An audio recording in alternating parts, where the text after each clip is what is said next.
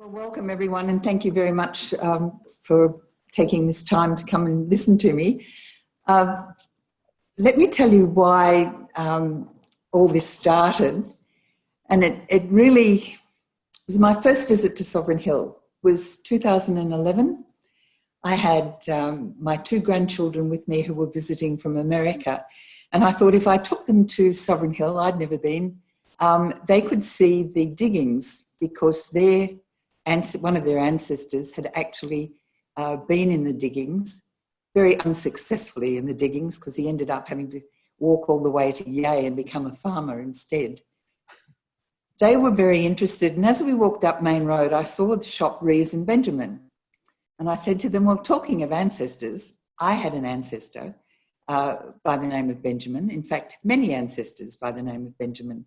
So they had a clock and watchmaking business in London and another one in Melbourne. So I was fascinated.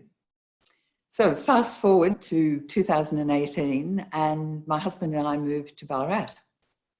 And I was doing some work with U3A, talking about genealogy and how to write your family histories. And I said how interested I was in Victorian England. And someone suggested that I should apply to volunteer at Sovereign Hill. Well, I thought I was too old, but I thought, what the hell, I'll volunteer.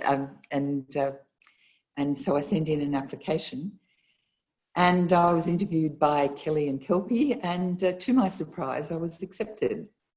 So I was in the class of November 2018. I started off at first meeting and greeting people. And then because I was limited in the walking I could do, I suggested that I go and base myself at the post office. And I would look out the window and I would see Rees and Benjamin. So one of the things I had to do was decide on the character I might be when I was in costume. And I thought, well, I'm a Benjamin. Maybe I could be Mrs. Benjamin. Thought about that a bit more and thought, no. I'm far too old to be Mrs. Benjamin, but I could be his great aunt or maybe his grandmother. So I thought that to do it properly, I need to investigate more about this man. So where do you start? I went to see Jane Croggan, who was up at the library, and asked her if she had any information on Rees and Benjamin. She did, but very little. But one thing she did was she lent me this book, which is called Formula for Survival. Haven't taken it back yet because of COVID. And it's the saga of the Ballarat Hebrew congregation. Benjamin was a Jew, and so was Abraham Rees. So I had to learn all about the Jews of Ballarat at the same time as I was learning about Mr. Benjamin and Mr. Rees. So I've prepared, I'm not an academic and I'm not technical, but I have prepared a slide presentation in the form of a PowerPoint presentation. Hopefully we can get it all up. And thank you, Kelly. Kelly's in the background helping me. So my aim was to discover the two men behind Rees and Benjamin. Now, I need, wait a sec, something's gone wrong. I need to go to the next one. We just get, I'll just talk. So, as you know, they were watch and clock makers, and they were at 204 Main Road, Ballarat. And Kelly's just working on this now. Decided to freeze. It's decided to freeze. Well, we might have to do it without. That's all right. We'll get back in there. So please excuse this. I will just do a little bit of work on this. It was working earlier when no one was here.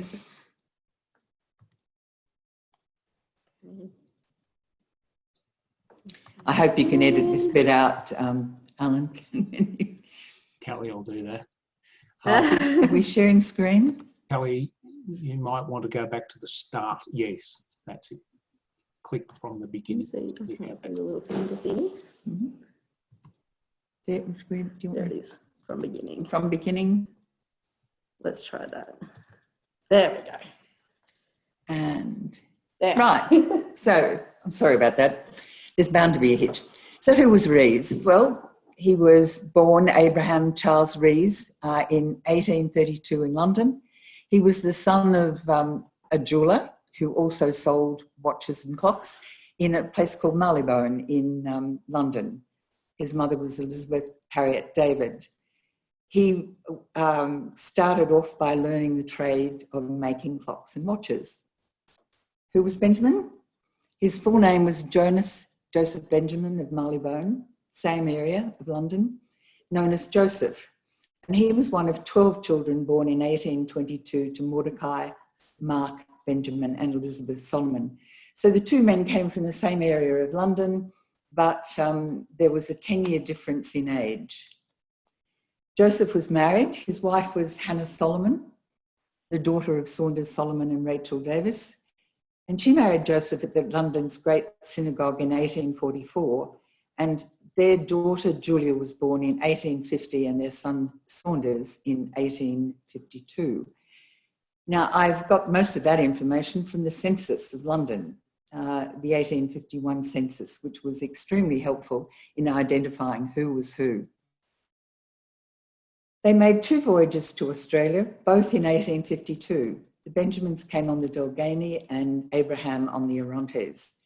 So we're lucky that we have these wonderful drawings of by S.T. Gill, and this is one of them of Port Phillip Bay. So a ship coming in as it would have in 1852. So they arrived in Melbourne in both of them in 1852. Gold had been discovered, as most of you know, in 1851. And when the settlement of Port Phillip started in August 1833, so they arrived, this colony was just 16 years old and it had just been declared a colony. On arrival, Joseph had his brothers Samuel and Lawrence to help his family settle in. Abraham had letters of introduction to members of the Jewish community. Did Abraham and Joseph know each other before they arrived in Melbourne? Possibly, but maybe not. There's no record of them actually knowing each other from London. They might have met each other in quarantine in Melbourne when they arrived because both ships were put into quarantine, but possibly they didn't. What we do know is that the first thing they would have done when they found their accommodation in Melbourne was to join the synagogue. That had been built in Burke Street in 472, number 472 in 1847. Now, the Jewish community was a very close community, and in Melbourne at the time, there were a lot of Jews from England, but also a lot from Europe. And the common meeting place was the synagogue, and that was where they would make contacts, learn about accommodation that was available, businesses that could be started, buy things. So I'm sure that that was where they probably first met. Were they ever at the Eureka stockade? Probably not. You can never be certain because Ballarat wasn't that far away and both men had enough money to make the journey there. But I don't think they were there for 2 reasons. Abraham was in Melbourne and he went to work straight away. Thanks to an ad in the Argus in June 1853, we know that he was in partnership with a Samuel Jacobson in Swanston Street. So he went straight into a shop and worked with this Samuel. Joseph, meanwhile, worked with his brothers who were merchants and had stores in Melbourne. They'd been there for quite a few years. They were pretty well off. And they would have encouraged him to work with them and then decide what he wanted to do. So when did Rees and Benjamin go to Ballarat? I was lucky to find out that both men were there by 1856. One reason, Rees was working in Ballarat, and the second reason was Joseph and Hannah's daughter, Elizabeth, was born in Ballarat in 1856. So, Ballarat in 1856, but it was the first thing they did again. It was to join the Ballarat Hebrew community. Now, it's interesting, in doing all this research on the Ballarat Jewish community, I referred to this book by Newman Rosenthal, and he wrote in great detail about their period. So I knew exactly who was there and what part they played at the synagogue and what parts they played in the community as well. So I was able to research each man that was basically connected to Sovereign Hill in some way and to early Ballarat. Abraham's first business in Ballarat was in 1856, and it was a business he called A.C. Rees and Company, and it was in Main Road. Once again, I had great help from newspapers, and my reference for that, as many of you will know, is Trove, which is the National Library of Australia's newspaper index. You can go in there, put in information that you need, a name, as I did, Abraham Rees, and I put in the years that he might have been there, but certainly the gold rush period, and up came information, including that picture, which was in an ad in the Star newspaper. So we know that his business originally was on his own. As for Joseph, well, he worked as an auctioneer in Ballarat in 1856 with a man called Abraham Lazarus, whose brother Solomon had the Criterion Auction Mart. Obviously, the men met at the synagogue, and Joseph was an auctioneer. He was also a storekeeper and a trader. So he would have teamed up with Abraham Lazarus, and they would have auctioned off all sorts of equipment as was required in Ballarat. However, the partnership didn't last, and it ended formally in September 1857. So what happened then? Obviously, that was when Rees and Benjamin was formed, a new partnership and a new shop.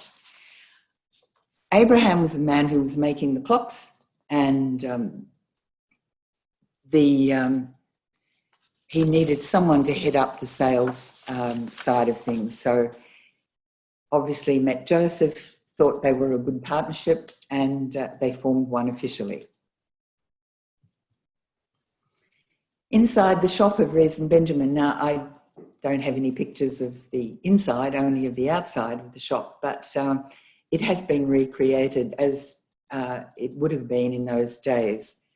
So this is one of the activators who plays the part of Mr. Benjamin and sells clocks, etc., at the shop at Sovereign Hill. They would have had all types of clocks that were popular at the time: mantle clocks, grandfather, French, carriage clocks, Swiss and pendulum clocks, as well as watches, jewellery. And they also had a lot of gold that was fashioned into brooches. The miners would bring in the gold to them and say, can you make me a wedding ring? Can you make me a brooch for my mother, or whatever? And so that was another part of the work that they did. And I'm going to show you just a little clock here that I bought on eBay.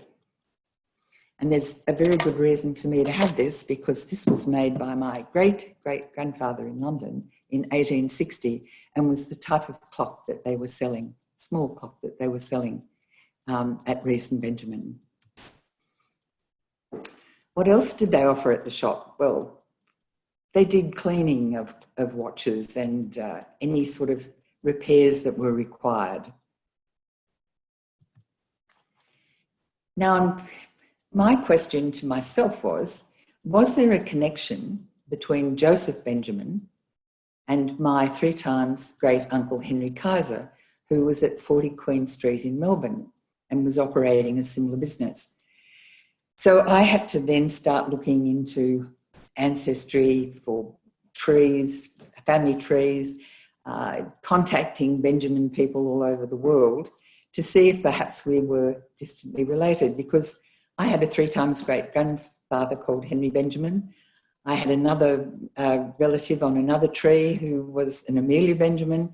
So there was every good chance that I was related. So after a lot of work and a lot of research, I found out, yes, I was distantly related to Joseph Benjamin. And if you go back into the early 1700s to Amsterdam, there was a Benjamin who we can both claim as an ancestor. But what about their relation to Henry Kaiser? He had come out to Australia. He started off in Sydney. He was there in 1856 because his daughter was born there. But he obviously thought there was a better future for him in Melbourne, because he moved there in 1857 and he started up a shop at 45 Queen Street, Melbourne. He had a brother, Louis, in London in Edgware Road, Louis having made that clock that I just showed you. And he also had cousins who had magnifying glasses and opera glasses and all sorts of equipment such as that. And so he was importing that to Melbourne. Now, I can't guarantee that he also imported some things for Rees and Benjamin, but there's every possibility, because he was one of the few importers who was based in Melbourne at the time. So I like to think that maybe they did import things from them. So who were their friends? I think, who were Abraham and Joseph's friends in Ballarat? They were mainly members of the Jewish community. And the first person that they met and spent time with was a man called Henry Harris. He was the first, he was the owner of the Clarendon Hotel here. He was a leader of the Jewish community at the time, and he was the first president of the Ballarat Jewish Synagogue, established in 1855. And of all the people that I was researching, I couldn't find a photo of Henry and I couldn't find a photo of Joseph. Maybe I will one day. One person we did find a photo of and who played a major role here in Ballarat was a man called Charles Dyte. He had been born in 1818. He was close in age to Joseph. He was London born and he had children of a similar age to Joseph. And I do know they spent a lot of time together. An interesting fact about Charles Dyte is that his grandfather, a man called David Moses Dyte, prevented the assassination of King George III in 1800. Evidently, the two were at a theatre together when someone attempted to shoot King George III. David Dyte saw him, knocked his hand, and thus saved his life. So Charles Dyte came out with an interesting story behind him. He arrived in Melbourne in 1853. He was a storekeeper and an auctioneer in Ballarat. So he was an auctioneer, as what had been Joseph. But interestingly, he was a champion of miners' rights. He made a speech at the Stockade. He knew Layla, and he was very much involved in that episode. He was also instrumental in the building of the new synagogue here in Ballarat that still stands. He was a Freemason, and he was a co-founder of the Ballarat Orphanage, and he was captain of the fire brigade. Very, very busy man. Now we come to Sidney Abraham. He was another friend, also an important man in Ballarat at the time. He was son of the watchmaker Godfrey Abraham. And in Ballarat in 1860, he married a 17-year-old girl called Rebecca, who was from the well-known Crauqua dental family. There are records of the couple having 15 children and all reaching adulthood. I went and visited one of the descendants, Mr. John Abraham, here in Ballarat, and he showed me a wonderful picture taken of the two, of Sidney and his wife and the 15 children, and it hangs over there. It's been blown up and it hangs up over their fireplace here in Ballarat East. Absolutely fascinating picture. Sidney was a leading member of the Hebrew congregation and at various times operated businesses similar to Rees and Benjamin out of Main Road Sturt Street and Bridge Street. He was also a gold buyer.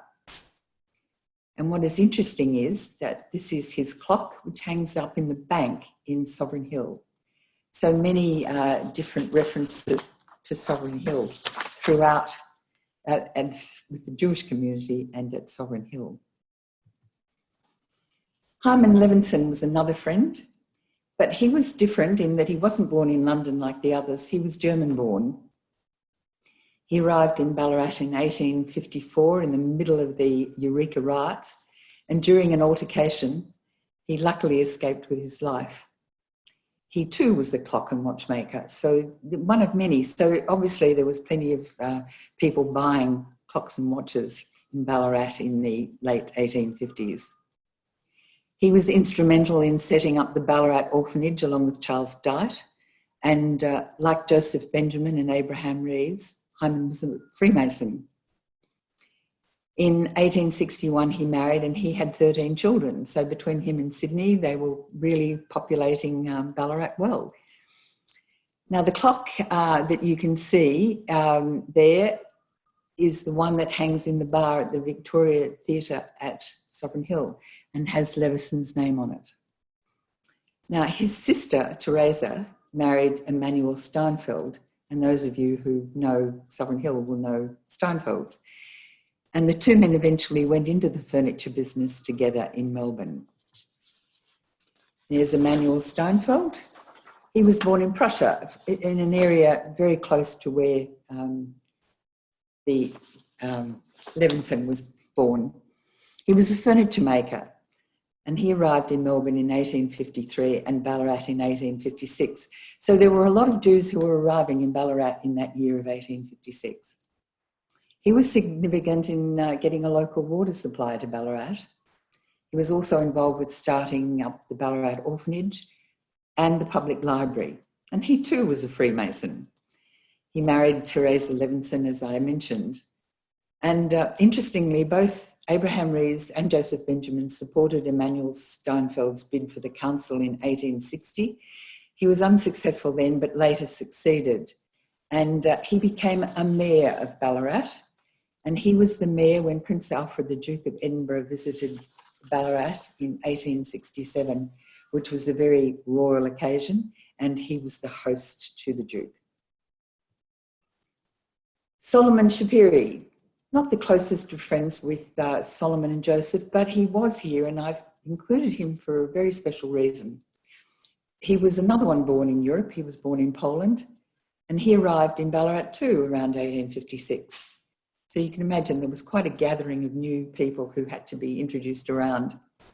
He became a publican running the Golden Age Hotel in Main Road. That hotel was destroyed by the fire of 26 November 1862, along with 30 other buildings that night. And most of you will be aware that fire was quite common in Ballarat around that time. Because the hotel was not insured, he had no money, so he returned to Melbourne. And what is interesting for me is that his descendant, Gail Sjogren, works as a volunteer as well at Sovereign Hill. And she was my mentor when I became a FOSH, a volunteer, a couple of years ago. And she's taught me all I know. And so, small world that we had both had relatives who knew each other back in those days. The last one I'm mentioning is Newman Frederick Spielvogel. He was born in 1830, another one who came from Europe. And he originally had a drapery store in Bridge Street. He was acknowledged as a Hebrew scholar, and he was secretary to the Ballarat Jewish Philanthropic Society from 1857 to 1864. What was interesting to me was he wrote letters for the illiterate. And it's one of the things that when I'm at the post office, I like to tell people about how various miners who could write or storemen would come and help those who were illiterate to write letters home to their family. His son Nathan Spielvogel was a teacher, writer and historian, and a president of the Ballarat Synagogue. His grandson, the late Dennis Spielvogel, was a volunteer at the Gold Museum. Some of you people might have been to his talk that he gave last year at Sovereign Hill, most interesting talk about his family. And I was very privileged to interview him and his wife for the Foch newsletter last year. A lovely man and very sorely missed. We talked about them joining, Rees and Benjamin joining the synagogue. What happened was they were down in near Barclay Street, and the council wanted the land, so they did a deal and gave them, the Jewish community, a block of land near Princess Street, in the corner of Princess and Barclay Street. And most of you who live in Ballarat will know that the building still exists and it still looks like that. But the Jewish community had to raise the money to build it. And Joseph Benjamin was secretary of the committee at the time, and so he was very much involved in raising the money for the synagogue. Now, one of the things that I found in this wonderful book, Formula for Survival, was that all the men that I've just mentioned played a role in the opening ceremony, and that the Star newspaper on the 18th of March 1861 reported on the opening ceremony in great detail. And it's a quite fascinating little story about, or quite a long story about the opening. And I just might read a couple of lines from that. The opening or consecration service of the new Hebrew synagogue, lately erected in Barclay Street East, took place on Sunday, and the rarity of such an occurrence made it one of more than usual interest. The service, which was advertised to commence at 3:30, did not commence till after 4, by which time the synagogue was filled and many ladies especially could not find room. The gathering was truly a cosmopolitan one. There were Jews from all parts of the world and Christians of all denominations present, including many of our principal citizens. To the Christians, unacquainted with Hebrew observances, the services were, of course, strikingly novel in some particulars. The women alone in the gallery above and the men alone below were the first novelty, and the next was the retention by the males of their hats on their heads during the whole service. Then they described the interior in great detail. And that was true, that and it still happens in Orthodox synagogues, where the women sit upstairs away from the men. The men sit downstairs. And you can see here, I won't try and show. You can see that the pews for the men down below and the gallery upstairs. And it says here, and so that particular description can be read. What was interesting to me was that when the procession arrived, or the official procession to come into the synagogue, that Charles Dyte was the president and Emanuel Steinfeld was one of the committee members who was there. Joseph was also a committee member, but he was one of the choir members that day, so he was with the choir at the time. And Abraham Rees was one of the 4 men who held the canopy up within there. So the other thing that I found out from this book by Newman Rosenthal was that the Ballarat synagogue followed the Orthodox form of Judaism, and that many Jews attended there, and they were far more Orthodox than the English Jews. And so eventually there were some disputes, and the committee changed, and amongst those changes were Joseph Benjamin and Charles Dyte. They went on to do other things, got more involved in the Masonic movement. There's a couple more pictures. So anyone interested could go to the Star newspaper of the 18th of March 1861 and read the full report. Freemasons. It's interesting, but both Joseph Benjamin and Abraham Rees were Freemasons with the Lodge of Victoria. And Joseph was the honorary secretary of the Ballarat Masonic Benevolent Institution for some years and helped organise the Grand Masonic balls at the Mechanics Institute. They were really very impressive balls. In 1863, Joseph was installed as the worshipful master. So that was sort of the head of that particular branch. I wondered why they all became Freemasons, and many families that I've researched, the same thing happened. But to become a Freemason, the applicant had to be an adult male and believe in the existence of a supreme being and in the immortality of the soul. Well, Freemasonry was appealing to Jews because they did not believe that Jesus was the Son of God, but they did believe in God and that he was the supreme being. So that filled that part. And also they fought for social justice and equality, and they cared for the poor, the sick and the orphans. So it's not surprising that they joined the movement. I found this hospital ball ticket for the Freemasons of Ballarat in July 1858 and noticed that Henry Harris and Emmanuel Steinfeld are mentioned here. So these men were involved in just about everything that happened in the town. And of course, at Sovereign Hill, upstairs at the Charlie Napier Hotel, we have the Masonic Lodge.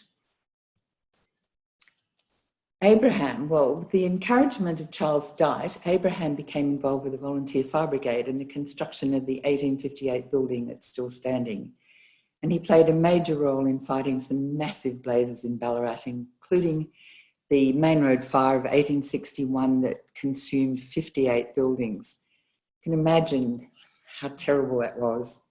58 buildings and it's a number of deaths. You can read all about that once again through Trove, because all those newspapers covered the stories. The Ballarat newspaper covered what happened, and all the details are in the newspaper. Expansion. Well, they had their little shop in 204 Main Road, but they decided to lease their shop out to someone who sold cheeses. And that's what happened to the Rees and Benjamin shop in July 1861. And the two men turned to investment by leasing land on the corner of Sturt and Lydiard Street for an impressive new building. However, for reasons unknown, there is gossip about why, Abraham left Ballarat and went to Dunedin, New Zealand in December of 1861, leaving Joseph in charge of everything in Ballarat. And this is what they built. This was Cobb's Corner on leased land from Thomas Bath. Bath, of course, had the Bath's Hotel, which is now Craig's Hotel. They built this two-storey building on the corner of Sturt and Lydiard Street. Now, it was eventually pulled down at the end of the century, and the new building where Allen Brothers Jewellers is now located was built. But they had shops downstairs and offices above. Now, this is the panorama that you can see at the Gold Museum, and in the right-hand bottom corner is the roof of the building that they had, and you can see it was diagonally opposite the post office. And it's interesting that now Rees and Benjamin is opposite the old post office, diagonally opposite that. So in the new office, new shop, they also added optical offerings, glasses and opera glasses and telescopes and things like that. So that was an addition. They also invested in water. Now, I'm not going to go into that in great detail, but just to say that they did invest in getting water to Ballarat, and Joseph Benjamin had one of the leases. And I have to investigate that a lot further because I'm very curious as to how water got to all the buildings in Ballarat. Now, the partnership was dissolved because Abraham did not return from New Zealand, and needing money, he decided to cease his partnership with Joseph, and so they decided that they would dissolve their partnership and sell all their buildings and investments that they had jointly. Excuse me, I'll just have a sip of water. So Ballarat Star of 18 September 1865 revealed that a Messrs. Brayton and Hawthorne had purchased that property on the corner of Lydiard and Sturt. In New Zealand, Abraham, still a bachelor, went to Dunedin on the South Island and checked out the opportunities following the gold rush there, and he stayed. He transferred from the Masonic Lodge in Ballarat to the Dunedin one, so he kept up his connection with the Freemasonry. And then on the 27th of August 1862, he became Dunedin's fire chief and would be involved until the 3rd of February 1868 when he returned to England. So he learnt a lot while he was working with Charles Dyett as a volunteer firefighter in Ballarat. In New Zealand around 1864, he met the much younger Anna Margaret Bird, and they had 2 children, daughter Rosetta and Sydney Charles.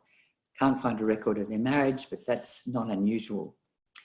During his time in Dunedin, he was involved in numerous businesses, including one as a tobacconist, another as a hotel keeper, and he had the lease on the new Vauxhall Gardens using the money he got from Ballarat. Nothing to do with watches or clocks. Sadly, he did not have a good head for business. That obviously was Joseph, and he was declared bankrupt not too long after. And he appears to have abandoned Annie and the children, for he returned to England alone, where he married and had 3 children. Now, this is his family in New Zealand, or his daughter Rosetta, with her husband and 10 of their 11 children. So they did very well, despite the fact that they got abandoned by their father. Joseph returned to live in Melbourne and was involved in a variety of successful ventures, and he died there in 1897. While he'd been in Ballarat, his in-laws, who'd come out from England, and his brothers had made a lot of money in Melbourne and built some grand houses that still stand and can be seen. Now, this one is called Clarence House, and it was an Italianate mansion at 83 Queen's Road, Albert Park. It was built by Joseph's brother Lawrence, who died 6 months after it was finished, tragically.